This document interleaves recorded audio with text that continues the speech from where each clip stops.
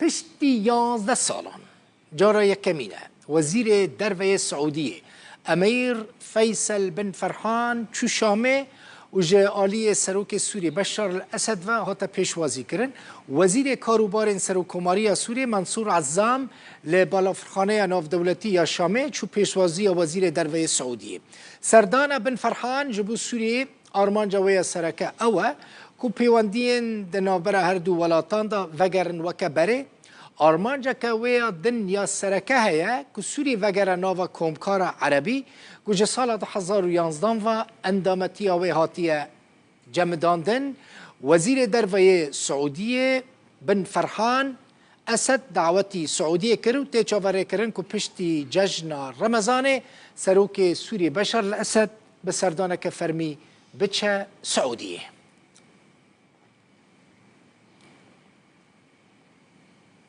بریاره دستپیکا مهابه وزیر دروی سوریه ترکیه روسیا و ایران لموسکو پایتخت روسیا بجون و آسایی کرنا پیوندین دنابر شام و انقره دا گوتو بیش بکن بالیوز سوریه لروسیا بشار جعفری جمدیا یا روسی را آخفی گوت شام دخوازه پیوندین باش به انقره را چی بکه جعفری دبیجه برجواندین سوریه به ترکیه را برجواندی هنه و او ناخوازن پرسکریکن که هنه زیده تر ببن سوریه دبیجه جبو نیزک بونا لگل ترکیه آمده یا لی هنه کیز هنه و یکی ناخوازن و بحر آواهی کار دکن که پیوندین دنابرا انقره و شامه دا خراب تر ببن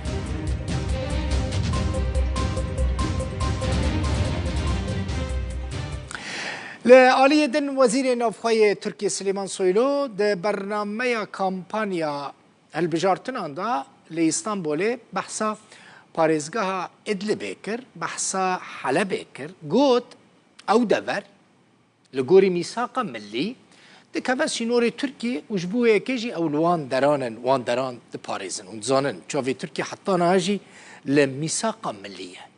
Soylo dibêje eger peyedê biçe Idlibê wê xelkê Idlibê koçberî Tirkiye bibin û wê bibe tevlîheviyek di nava Tirkiye'de ji ber wê yekê jî ew bi te awahî rê nadin ku peyede nêzîkî Idlibê bibe.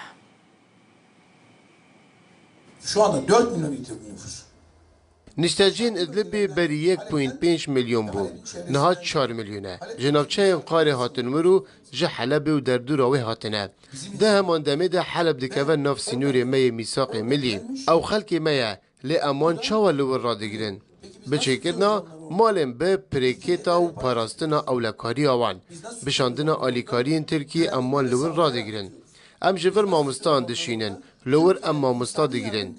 Bi dayîna xwandinê ya bi zarokan em wan li wir radigirin. Em weke cihekê demkî wan li wir radigirin.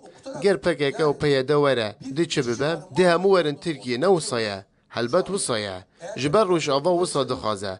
Dixwazin ji wir zêtir xelek derkeve cem me, bu navxeya Tirkiye zêtir tevlî hev bibe.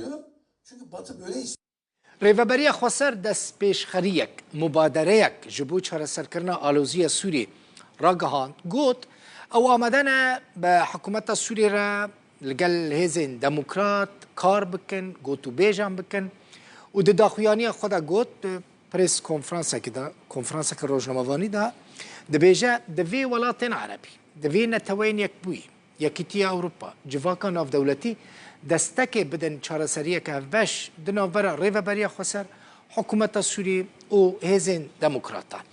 Tê bîra we fermandarê giştiyê Hesedê Mezlûm Ebdî jî berî niha gotibû ew amade ne tevlî artêşa Sûriyê bibin. الذاتية لشمال وشرق سوريا نؤكد على وحدة الأراضي. ام درێڤەبەریya Xweser Bakur Rojhilatê Sûriyê de tekezî li ser yekîtiya xaka Sûriyê dikin û bawer dikin ku nepêkane kêşeyên ku Sûriyê dijî bêne çareserkirin eger ne çarçoveya yekîtiya welat de be divê pêvajoyê de jî û ji bo pêkanîna çareseriyê em amadebûna xwe tekez dikin ji bo hevdîtina li gel hikûmeta Sûriyê û encamdana diyalogê li gel wê û li gel aliyên Sûriyên cuda. ji bo şêwirdarî û gotûbêjê ji bo pêşkêşkirina destpêşxeriyan û dîtina çareyekê ji krîza Sûriyê re.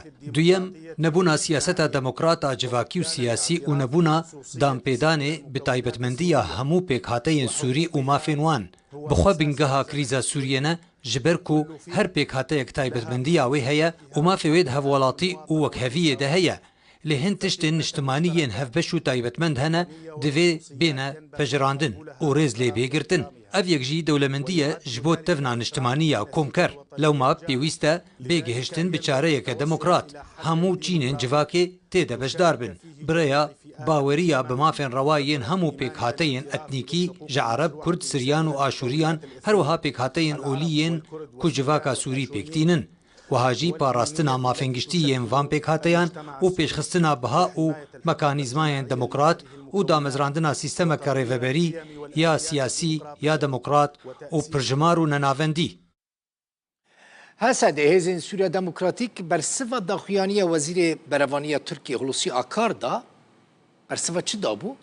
Hulusi Akar çi gotibû? Gotibû YPG êrişî bargehên serbazên Tirkiye kiriye û 4 serbaz birîndar kirine. Hesedê dibêje wan tiştekî bûrengî nekirine yanî nerastir dixe gotina Hulusi Akar.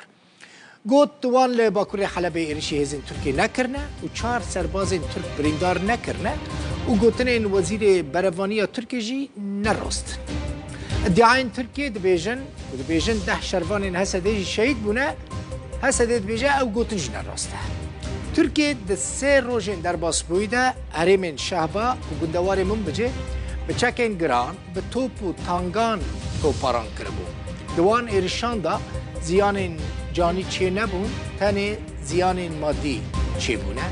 Hesedê vê yekê.